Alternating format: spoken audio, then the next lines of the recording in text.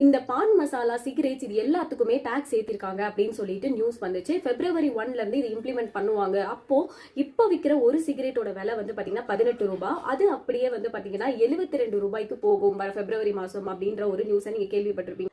சரி, அப்ப news channel சொன்ன மாதிரி 72 ரூபாய்க்கு இந்த சிகரெட்டோட விலை போகுமான்னு பாத்தீங்கன்னா அந்த இடத்துல தான் எனக்கு டவுட் வந்து நான் மறுபடியும் அந்த நியூஸை செக் பண்ணி பார்த்தேன். அப்போ அவங்க குறிப்பிட்டதுக்கு என்னன்னு பாத்தீங்க அப்படின்னா, எப்பவுமே சிகரெட் எல்லாம் வந்து பாத்தீங்கன்னா 1, 2 இதுல கணக்கு பண்ண மாட்டாங்க. எல்லாமே தௌசண்ட்ஸ்ல தான் வந்து மெஷர் பண்ணுவாங்க. ஃபார் எக்ஸாம்பிள் டாக்ஸா இருக்கட்டும், ஒரு யூனிட்னா 1000 அதுக்கு தான் வந்து டாக்ஸ் போடுவாங்க. ஸோ அந்த மாதிரி ஒரு பிராண்டுக்கு போடுவாங்க. ஃபார் எக்ஸாம்பிள் சிகரெட்ல வந்து பாத்தீங்கன்னா ஃபில்டர், நான் ஃபில்டர் அது மட்டும் சைஸ் வேரியன்ட்ல இருக்கும். சின்னது பெருசு அதுக்கேற்ற மாதிரி அமௌண்ட் வேரி ஆகும். ஸோ அப்படி பார்க்கும்போது ஓல்டு டியூட்டில இவங்க கொடுத்த டாக்ஸோடைய டாக்ஸ் ரெஜிமோடைய இது ரேஞ்ச் என்னன்னு பாத்தீங்க அப்படின்னா 200ல இருந்து 735 இருந்துச்சு. அது நீங்க பாத்தீங்க அப்படின்னா 200 அப்படின்றது டிவைடட் பை 1000 பண்ணீங்க அப்படின்னா 20 பைசே டு 70 பைசே வந்து ஒரு சிகரெட்கான இது இருந்துச்சு. பட் இப்போ நியூ டியூட்டில அவங்க என்ன சொல்லியிருக்காங்க அப்படின்னா, அதாவது February 1ல இருந்து என்ன இம்ப்ளிமெண்ட் பண்ண போறாங்க அப்படின்னா 2050ல இருந்து 11,000 வரைக்கும் போகும். அதாவது 8,000ல இருந்து 11,000 வரைக்கும் போகும்னு சொல்லியிருக்காங்க. அப்படி பாத்தீங்க அப்படின்னா அதுவும் அதே கணக்கு தான். 2000ல இருந்து நீங்க 1000 இது பண்ணீங்கன்னா 2 ரூபாய். அப்போ 2 ரூபாயில இருந்து 10 ரூபாய் வரைக்கும், அதாவது 11,000 அப்படின்னா 10 ரூபாய் வரைக்கும் அதிகமாகிறதுக்கான